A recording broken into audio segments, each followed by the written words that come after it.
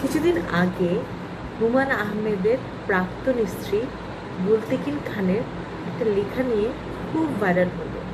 সবাই এটা নিয়ে কথা বলাবলি করতে লাগলো এবং আমার কাছে যেটা মনে হয়েছে যে উনি ওনার জীবনের ব্যক্তিগত কিছু অভিজ্ঞতা উনি শেয়ার করেছেন, যেহেতু এত বছর সংসার করেছেন।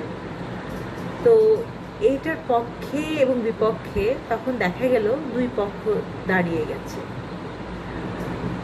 এবং আমার যেটা মনে হলো আসলে উনি ওনার অভিজ্ঞতার মাধ্যমে একটা জিনিস বাংলাদেশের এবং আমার মনে হয় সকল পৃথিবীর সকল মহিলাদেরকেই বলতে চেয়েছে, যেটা আসলে আমরা ওই কি বলবো পক্ষে বিপক্ষে অবস্থানের কারণে জিনিসটার যে মেসেজটা উনি দিতে চেয়েছেন সেটা আমরা হয়তোবা ধরতে পারিনি বা ধরার চেষ্টাও করিনি।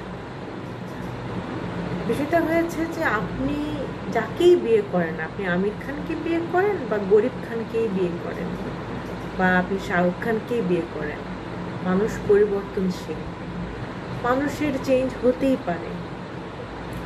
কিন্তু একজন হাজব্যান্ড ওরকম শীতের রাতে কোনো ওয়াইফকে এভাবে বের করে দেওয়ার ক্ষমতা রাখে না।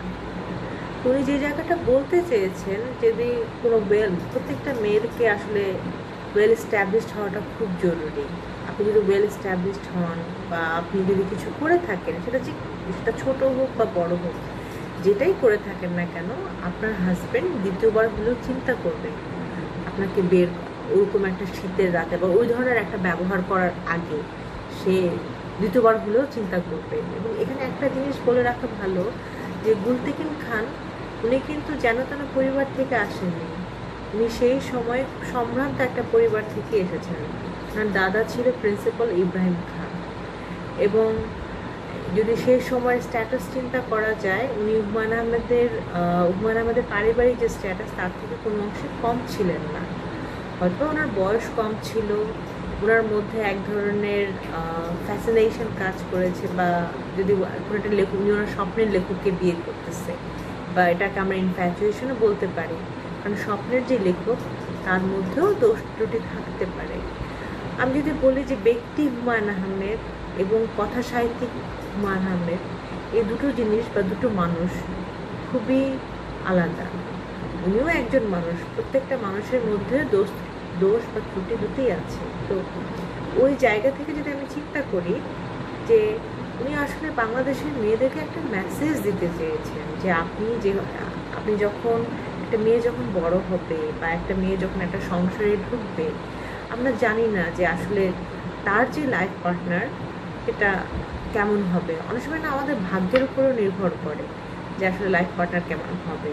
বা অনেক সময় দেখা যাচ্ছে যে আমরা চিন্তা করি যে না, আমার স্ট্যাটাস, আমার যে চিন্তা ভাবনা, আমার যে ভ্যালুজের সাথে এই ছেলেটা যায় বা এই ছেলের পরিবারটা যায়, কিন্তু things can be change in a blink, সেটা আমরা কেউ জানি না। আমাদের জীবনের দেখা যায় যে আমরা 70% কন্ট্রোল করতে পারি, বাকি 30% আমরা কন্ট্রোল করতে পারি না।